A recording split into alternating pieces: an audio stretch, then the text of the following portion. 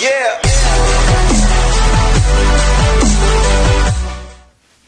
Hey guys, hope you're all doing well. I do apologize in advance for the wind howling outside my window, but if I don't do this video now, I'm going to lose my mind. So, I have to get this done, and I wanted to talk about the 95th Academy Award winners. My goodness, especially compared to last year. This was quite a night that wasn't tainted by anybody being physically assaulted or anything. I think this whole award season has just been delightful surprises after the next. Sweeps and surprises, honestly. It really is such an open race this year, and I haven't seen anything like that in regards to a few categories, but then in other categories it was all closed up. If we look at the Guild Awards, everybody kind of predicted what was going to come out on top at the Academy Awards, and we'll get into all of that shortly. But I absolutely love how gratifying this award season was. I felt so emotionally invested in a lot of these people's narratives who ended up winning awards, and I will get into that. But it was really, really beautiful. I think there were a lot of historical wins that I don't think will be overshadowed by anything that happened during the ceremony, unlike last year's. And that is beautiful to me. I'm so happy because of that. But let's get into some of the stuff here. I mean, Jimmy Kimmel obviously came back for the first time in a few years. And honestly, I was surprised at how good he did. I mean, there were some jokes that are a bit hit or miss. You know, the In Memoriam one, I mean, you could have done a bit better. But my goodness, that El Ron Hubba Hubba, am I right? Jimmy did not give a shit. And that was what was so amazing about that opening monologue. He was just digging into everybody. He was kind of channeling Ricky Gervais at the Golden Globes a few years ago, but not as edgy. He was kind of teetering that line, right? But I was really surprised at how hard he was going into everybody, and I absolutely loved it. Really, he was making me laugh within the first few minutes, which obviously way better than anything Amy Schumer did. So really happy to see that Jimmy came back with the goods. Really happy about that. Probably the best hosting job that he's done, if I'm being honest, from what I've seen.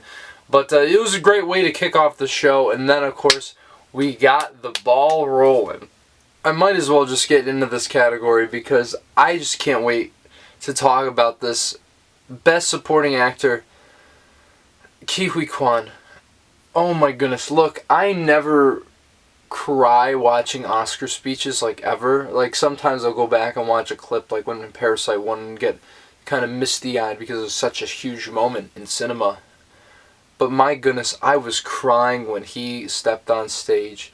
This man, everything that he's been through, from him being short round that we all know and love, to his eventual retirement from acting and feeling like he had to give up his dream. And then here he is on this stage after coming back to this one movie and proving to everybody that he is the epitome of the American dream. I mean, just what a lovely man. Really, I think he's one of the most genuine, kind, and caring people in Hollywood. He has the enthusiasm of a child. It's so beautiful to watch. I mean, I just get choked up talking about it. Him saying, you know, how he was on that boat from China and his mother brought him over and gave him this wonderful life. Like, who would have thought going into that audition for Temple of Doom, his brother was auditioning, not even him, that eventually it would lead him to this moment. I've never been more happy and gratified for someone I have never met. Like, just getting emotional talking about it now. But he really is such an amazing person, and I think if anyone deserved to win the Oscar, it was him. I mean, it's just a story that's always going to move me to the end of my days here, because he's such a genuinely great human being who's just very, very grateful to be there. And I just love seeing stories like that and having someone's dreams come true. He shows us that anything is possible. And I absolutely love Ke Huy Quan. So glad he won that award. And then that brings me to Supporting Actress, which, I mean, really, this is a thing. Look, I'm happy for Jamie Lee Curtis. She's a good person. She was very, very excited. I think just the whole fact that it's, like, obviously her father Tony Curtis, her mother Janet Leigh, both nominated for Oscars, never won in their lifetime. And coming out of your shadow, you can be considered a Nepo baby, right? So that's sort of something to kind of try to overcome coming out of your legendary parents' shadows. But here she comes and takes the win. I mean, that is a beautiful narrative within itself. But I don't understand why we are awarding the least deserving performance in the category. Hell, I mean, if you look at before award season, the ones that didn't get nominated, Claire Foy, Jessie Buckley, Dakota Johnson for Cha Cha Real Smooth, for crying out loud, one of my favorite movies of the past year. I really don't know how we landed on Jamie Lee Curtis for an Oscar. I just think it's kind of ridiculous that we should award people solely based on their career and not the performance itself. And don't get me wrong, she's really good in that movie. I just think it's kind of stupid that was the case. But just seeing the love that everybody in that cast and crew have for one another, it's truly a beautiful thing. So I couldn't really be upset about it.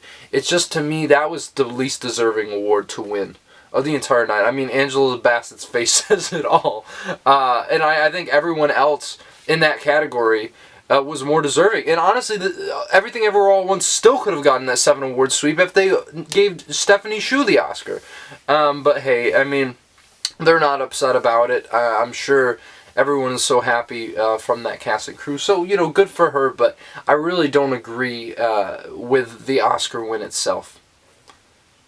But let's talk about costume design. Ruthie Carter won again for Black Panther Wakanda Forever after winning for the first, which I thought was really surprising, not because the costumes weren't great. I think it was a deserving win, but they usually don't give sequels that sort of accolade, right? If the first one got something like costume design, rarely do they ever give it again. But I mean, I guess you have to look at that funeral scene alone for T'Challa there. I mean, really, I think it does say a lot how beautiful and very cultural those costumes are. It's incredible the work she's put in, and I loved her speech. So sad to hear about her mother joining the ancestors, as she said, and Chadwick looking over her. That was a really nice moment. But hey, I mean, sound like her mother lived a long life, and it's good to see Ruth Carter win another Oscar, honestly, because she really did deserve it. That could have been a complete toss-up category. I wouldn't have minded anybody winning in that because all the costumes were so great this year, and so I'm not really upset about that at all. Glad to see her win for a movie that I didn't think was going to get in.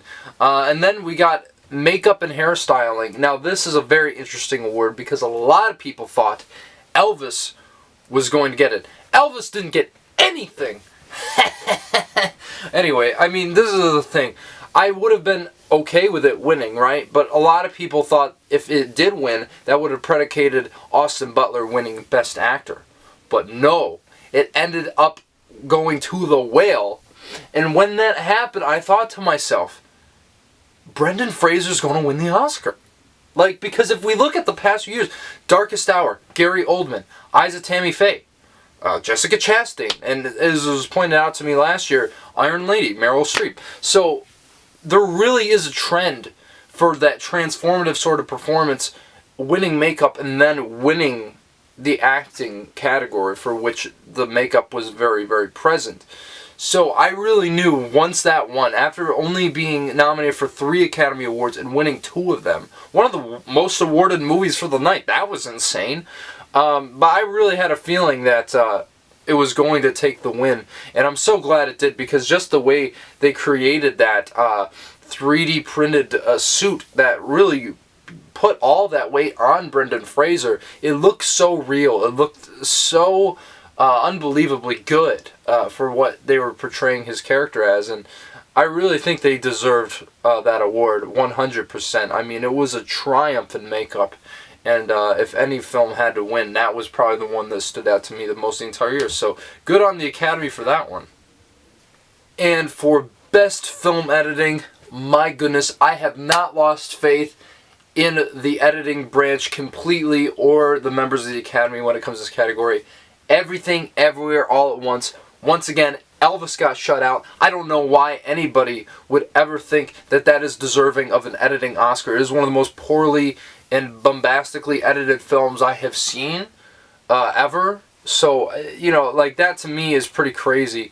And I mean, I saw some of the anonymous ballots, and I was kind of thinking to myself, it's like, do people even know how to make movies? I'm serious. I'm sorry to offending anybody who has worked on this movie or whatever, but like, genuinely speaking, I really don't think it is an Oscar-worthy film whatsoever when it comes to that. So really glad to see that they gave the award to, let's be honest, one of the best edited films of all time. I mean, come on, just the multiverse panels are so brilliant, what the Daniels did in just a few seconds. And of course that guy, I forgot his name. Paul Rogers, man, oh my goodness, he gave such a great speech. He was like the chillest dude on the stage. And he was like saying, this is only my second movie, which astounds me that the work done is that good. Like, I would put that up there with some of the best edited films of all time, like Raging Bull, Citizen Kane, Baby Driver, City of God. It really is that good, and so I'm really glad to see that take the award it rightfully deserved. I mean, even the BAFTAs gave Everything Everywhere All at Once editing, and they basically are a bunch of old white people who want to give films to, like, British people. So it was really nice to see that win the award. The guy was great. Paul Rogers' speech was great, so I can't complain about that. Also, in the realm of the technical categories, best visual effects. I think that was, along with Ke Huy Quan International Feature and Original Song, that was one of the most no-brainer awards of the entire night. Avatar: The Way of Water, some of the most groundbreaking, probably the most groundbreaking special effects in film. How James Cameron created that world out of nothing, and it feels so real and lived in, is accomplishment like no other. Absolutely deserving of the win. And I thought that also sound. I thought Avatar could have won sound. At least I think that was the best sound of the entire year. But I just, at that point, I wanted Top Gun Maverick to win something, and it did. Very, very happy to see, and now confirm to you guys that Top Gun Maverick is an Academy Award-winning film. Even if it was for one of the smaller awards, I still think it says a lot to the technical craft of the film, and the fact that it had so much support throughout award season that it even got an adapted screenplay nomination. But I think sound, definitely very, very deserving win. And production design too. Like, okay, this is where we're going to get a little, we're going to get a little hasty here. Look, All Quiet on the Western Front won, very deserving. You know, you could understand why it won, but the fact they shut out Babylon, to me, is one of the worst snubs of this entire Oscars night, which is not that bad considering, you know, all I've really been talking about is supporting actress and, you know, this. And this isn't even like a snub because, as I said, All Quiet was deserving. I mean, just the way they created trench warfare, all this stuff. But I really feel like, sure, you could say Babylon's win would be a tech book sort of, you know, win. But to me, that's precisely why it's so good. Just the way Damien Chazelle and company recreated the 1920s Hollywood. I mean, it's unbelievable. The attention to detail. Whether not everything in the film works 100%, and that's fine. But I feel like because people hated that movie, it didn't win anything. And I really don't think that that is cool. Like, I think we need to pull our head out of our asses and recognize technical work when it deserves it. And I think Babylon absolutely did. But I think that maybe the most egregious after, you know, earlier, I think the fact that Babylon didn't win original score is absolutely mind-numbing to me. And look, All Quiet on the Western Front score deserved to be nominated, sure. But the thing was, nothing was as earwormy, as hooky. All those jazzy elements that Justin Hurwitz added to the score, like he always does. This is his best score since La La Land, and I really think he deserved to win that award, and nobody else. Like, it shouldn't even been a contest, but people didn't like that movie, and so they gave it to All Quiet, which obviously, you know, got quite a few awards. I mean, outside of Everything Ever All at Once, that was one of the only ones to win more than 2 awards, and then obviously The Whale only won 2. But I don't know, like, I just don't think that Babylon should have lost that award at the very least. Production design, sure, take it or leave it. If you really want to give it All Quiet, that's fine. But score absolutely deserved to be given to Babylon. It was absolutely robbed. I don't think that was really a great win at all. But other than that, I'm not really complaining about a lot of these awards. So, I mean, what does that tell you? And I would like to talk about the animated short, documentary short, and live action short, but to be honest, this is the first year I haven't really seen anything. I've been overwhelmed, and I haven't really had much time to commit to watching anything I want to do this week, but editing 2 videos, very long videos a week, really didn't fit in my schedule. I really want to see The Boy, the Fox, the horse. I forgot the title of it, but regardless, that looks really, really beautiful. Apple TV original. Apparently they campaigned the hell out of that, so really nice to see that. I do want to see some of the other stuff too. Irish Goodbye, obviously. I really want to check this all out, but you know, I haven't seen any of them, so I can't really say too much on that. And I guess since we already talked about original score, we have to talk about Best Original Song, which went to RRR, baby, Naatu. I mean, yeah, this was easily one of the front runners to win any award, but such a huge win for India. I can't believe that was the first Indian film to win an Oscar. Really, really insane to me. But my goodness, what a banger this is, and just the way it's utilized, one of the best scenes of the entire year, as I was talking about in my video for the top 10 films of 2022. Really, really glad to see this win, and the fact that it's not in English doesn't matter. It isn't really about that. It's about, whether we understand it or not, it's about celebrating other cultures and kind of bringing that notoriety and recognition to their work, which I thought this song absolutely deserved. Easily one of the only ones I even listen to. Usually I listen to it, but I watched the show, right, and I mean, Dan Merle said this, I thought it was pretty funny. Diane Warren can fart into a microphone and she can get nominated, which basically after hearing that song I kind of agree with. But hey, I mean, look, there was definitely more deserving films that could have been nominated for Best Original Song. But I gotta say, I mean, seeing David Byrne on stage with hot dog fingers is like the best thing since The Big Soup from Stop Making Sense. So I didn't even realize David Byrne was nominated. I don't know why. I think I saw his name in passing one time. And then I saw him, like, is that David Byrne? Like, it was just one of the most mind-blowing moments of the ceremony. Not that it was the best performance of the song, but just to see David Byrne up on stage there, I mean, it made sense to me. I mean, he's, like, one of the most bizarre and quirky people in the music industry, so to see him up there doing that was absolutely a dream come true, you could say. But regardless, I think Naatu absolutely deserved to win. Very happy for them, very happy for India, very happy that RRR is an Academy Award winning film. Should have been nominated for a lot more, but you know, it is what it is, and really glad to see him take home that award. Alright, cinematography, let's do it. All Quiet on the Western Front. Yeah, out of all the ones that were nominated, I think that was the best one. But let's be honest, I mean, look at all the movies they snubbed. Babylon absolutely should have been the one to win. I don't know what happened there. Top Gun Maverick, groundbreaking on so many levels. Don't know why it wasn't nominated. Northman, it looked like some of those shots you could hang up at the Louvre. I mean, incredible. Pearl, some of the most beautiful Technicolor-esque cinematography I've ever seen. One of my favorite movies of the year.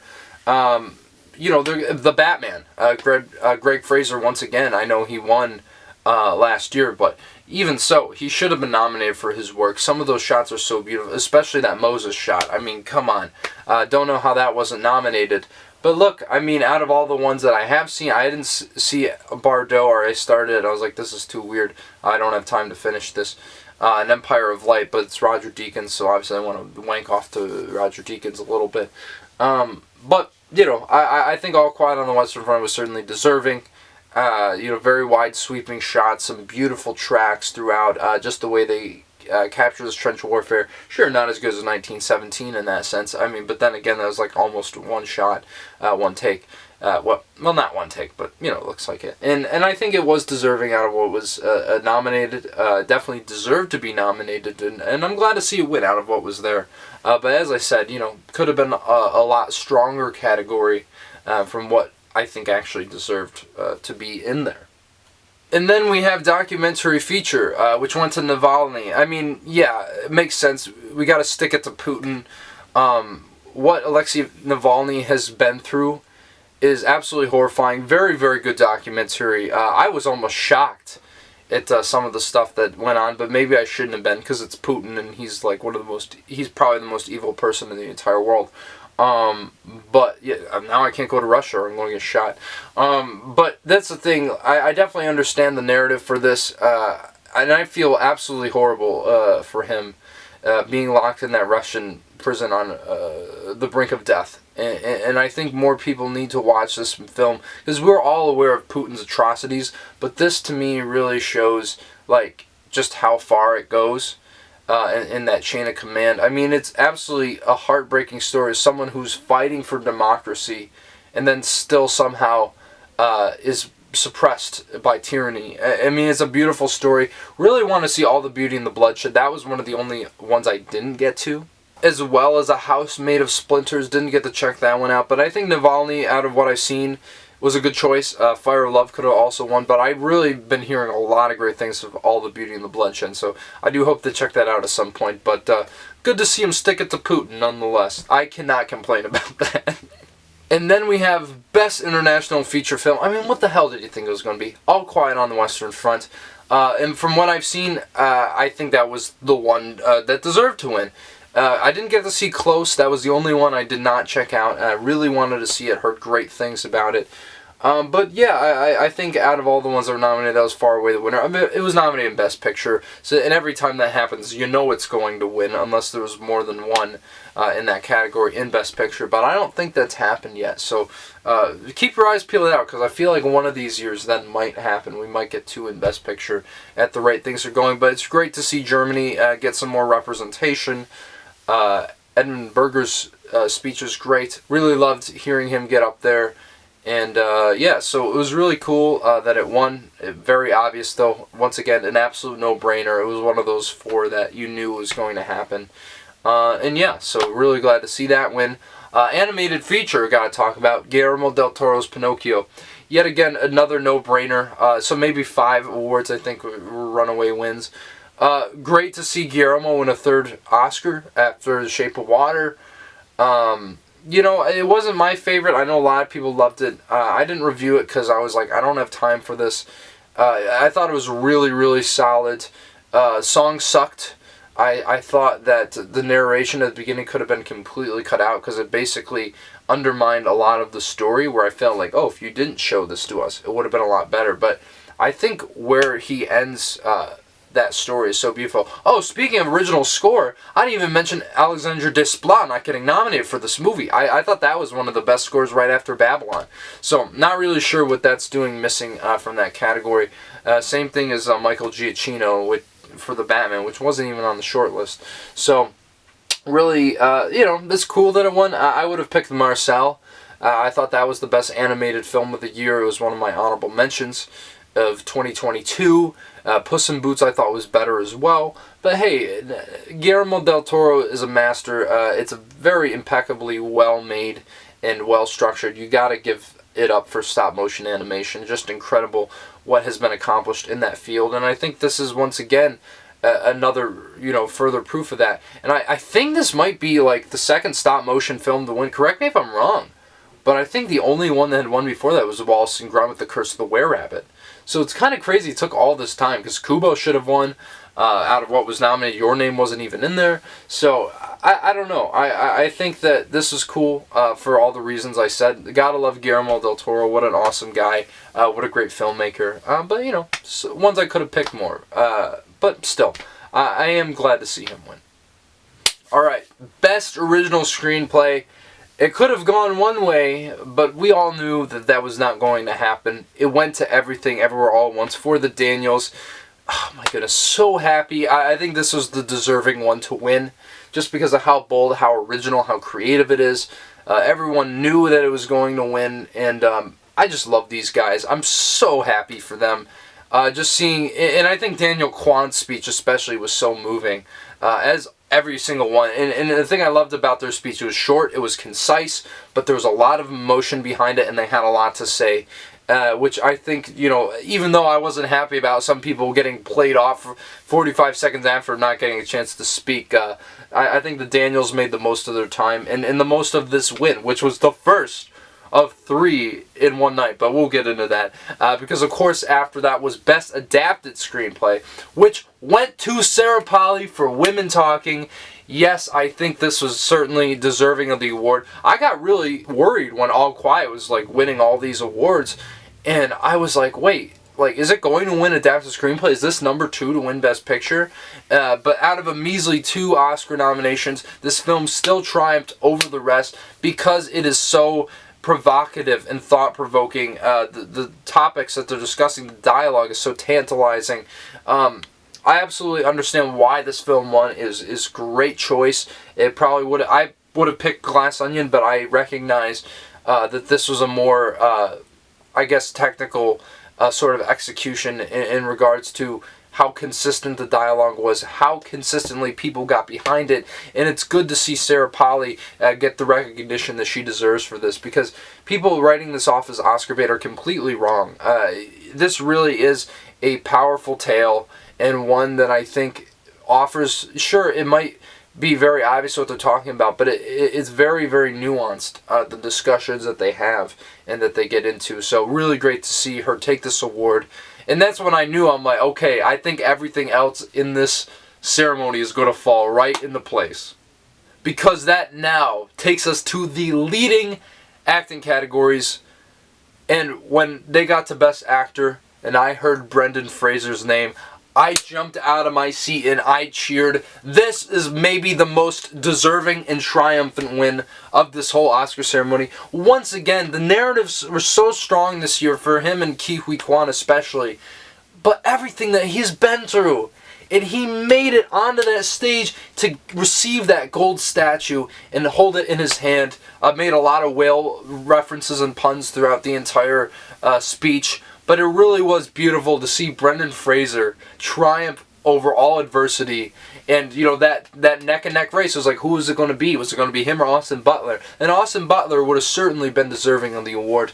But I think no more deserving than Brendan Fraser for this.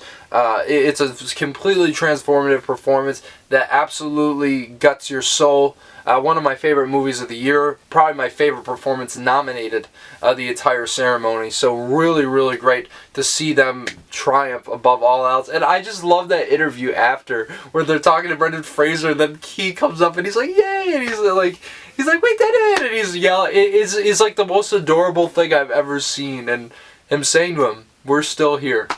I mean, how beautiful is that, seeing these two come together and win these awards. It really, that to me was why I was so invested in this award season, was because of the two of them and how good of people they are.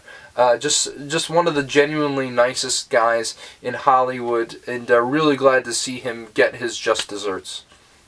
And unlike what I was saying with Jamie Lee when it came to a career sort of defining moment to win that Oscar, Michelle Yeoh not only got it because of her career, but because she was truly tremendous in Everything Ever All at Once. The first Asian woman to win a lead acting role, and the second person of color to do so. It was really cool that instead of having Will Smith present the award, because obviously he couldn't come back, that they had Halle Berry come on with last year's winner for Best Actress, Jessica Chastain. I think that was such a big notion to the progress, and unlike the Chadwick thing, it didn't go wrong. Yeah, obviously you couldn't go wrong even if you had Halle Berry there, but it worked out in her favor. And just to hear Michelle Yeoh's speech talking about, yeah, we're not past our prime, that was awesome.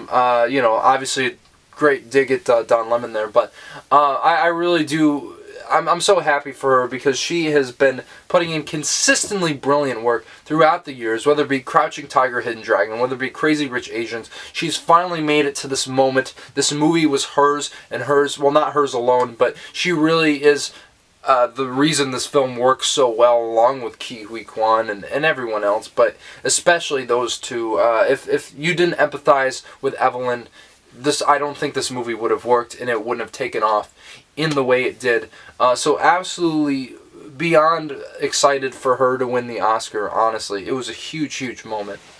And then we get to Best Director, which, no surprise there, the Daniels for Everything Ever All at Once. I think Steven Spielberg should have won, because I thought The Fabelmans was the best directed movie of the year, but come on, I mean, this is the most bold and original vision I've seen in a long, long time. It's so wacky, it's so bizarre, and yeah, it's just one of the most creative movies ever. Even though I don't think it's quite a masterpiece. It is a phenomenal film.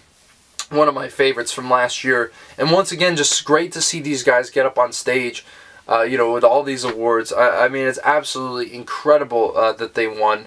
And I think that obviously goes into Best Picture, which went to, no surprise there, Everything Ever All at Once. I have not seen a film sweep like this ever since I've been watching these shows. This was such a tremendous win and such a historical win because finally they recognized the sci-fi film almost for the first time. You could say Shape of Water is sci-fi, but it was more fantasy. And it's a film that people actually think is the best movie of the year. And when do we ever see that happen? We aren't voting for Oscar baity dramas anymore. We aren't voting for historical narratives. I mean, maybe sometimes, but I think the Academy has finally made the right decision and shown that they want to honor the best movie of the year. That's what the award show should be about. And even though it wasn't my personal favorite out of the nominees, it was certainly probably my second favorite out of all the nominees after The Fabelmans. And so I was beyond happy to see it triumph in this way. Guys, this film won 3 acting awards. You know the only other 2 movies to do that? A Streetcar Named Desire and Network. Yeah, that's it. And as I said, maybe it shouldn't have won every single one, but they still could have given it to Stephanie Hsu. Regardless, this is so brilliant. This win, so historic in so many ways, because I think it really shows that you can take your wildest dreams, you can create these wacky and insane ideas that are absolutely insane, and be able to win the biggest industry award. That has never been done before. At least not in the way that Everything once did it. I mean, there's a scene where there's dildos, and that was like a plot point. This film won Best Picture. It's absolutely insane to me in the most gratifying way possible. What a amazing sweep. The little movie that could, and it did it. It triumphed. It's the most awarded film of all time. Well, that I don't understand. It's not like it's the greatest movie ever made. It's not better than Return of the King. But I digress because I am just so happy that this movie made the impact that it did. And this is a film we're going to look at these films in the next few years. Okay, let me get... I'm a little sidetracked, but let me tell you something. I think that there's only a few films that have come out in the past few years that are absolute cultural landmarks. One, maybe there's a little bit of personal bias going into this, but from a filmmaking perspective, I have to mention it. La La Land, Moonlight, Get Out, Spider-Man Into the Spider-Verse, just because of the impact it's having on animation. Not one of my personal favorites, but it's an awesome movie. Parasite, and this. I guarantee you, people are going to be talking about how influential this movie is in the next few coming years. We are going to see a lot more bold and creative visions coming out of the minds of young filmmakers because the juices that it got flowing inside of them when they saw this movie for the first time, when they saw it over and over again. This beautiful story about this dysfunctional family navigating through a multiverse somehow ended up triumphing over everything else. It really is one of the most beautiful, heartwarming narratives I've ever seen at the Oscars. And that is why this has been my favorite awards season in a long time. So many surprises, so many delightful ones. And look, you don't have to agree with everything. But at the same time, I think that overall, this was really such a full circle moment for so many people, even Jamie Lee Curtis. And it's just really beautiful. It really is. I've never been this emotionally invested before in award season, but it got me, guys. This season was it. I don't even know how next year is going to be this good. And as I said, even though it wasn't my absolute #1 movie of the year, I'm beyond excited that it happened. Academy's never going to be the same again.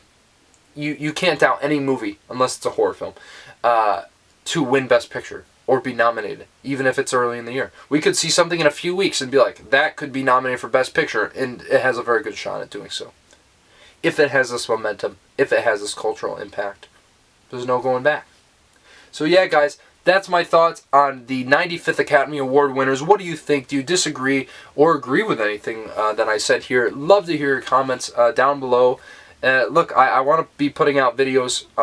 I've just been very, very busy. I'm going to get that Creed 3 review to you guys, but it's going to be very late. Look, I've been running ragged with everything I've been doing, but I just want to make sure that I had some good content for you guys, and that I kind of adhered to these deadlines, so that way, you know, we don't seek the risk of being irrelevant, and I want to stay up to date with all you guys on what's been happening and movie news. But if you like what you're seeing here, please smash the like button, subscribe to the channel. I promise you, I will always put my best effort into this content for you guys, because I love you guys. I appreciate you for supporting the channel, and I hope to bring in more into the fold somewhat soon. Stay tuned for the next episode of the Nathaniel Ahart and Company's Top 100 Greatest Films of All Time. That's going to be great, and yeah, I'm excited to talk about these Oscars here, and I'm glad I got the opportunity to talk about them with you guys. So yeah, until the next one, I will see you later.